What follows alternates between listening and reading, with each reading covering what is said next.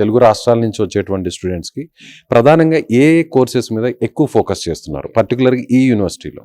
Main BTech CSC అండి, computer science బాగా present admissions join అవుతారు మన దగ్గర. దాంట్లో మనకి స్పెషలైజేషన్స్ కూడా చాలా ఉన్నాయి.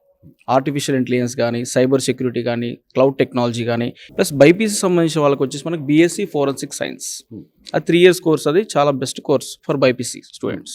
సో ఫీజ్ స్ట్రక్చర్ అందరూ అదే ఆలోచిస్తారు. ఎన్విరాన్మెంట్ బాగుంటుంది, ఫ్యాకల్టీ బాగుంటుంది, క్యాంపస్ కూడా చాలా బాగుంది. ఫైనల్గా వచ్చేది ఏ పేరెంట్ అయినా కూడా అక్కడ ఆగుతారు. సో దాని గురించి ఒకసారి డీటెయిల్గా చెప్పగలరా?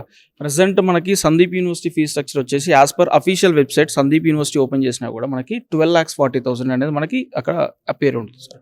బట్ 12,40,000లో మన తెలుగు వాళ్ళకి ఏంటంటే ఎవరైతే వాళ్ళు సీట్ యూనివర్సిటీ విజిటింగ్కి వస్తారు, ఫస్ట్ ఆఫ్టర్ విజిటింగ్ వాళ్ళకి యూనివర్సిటీ సాటిస్ఫైడ్ అనిపిస్తే వాళ్ళు 10,000 కట్టి సీట్ అలాట్మెంట్ చేసుకోవాలి.